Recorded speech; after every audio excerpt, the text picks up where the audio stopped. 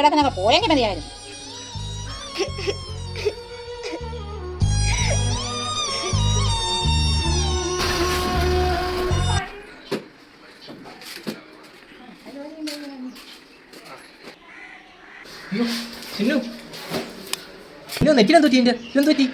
പറയുന്നു എന്തുപറ്റി?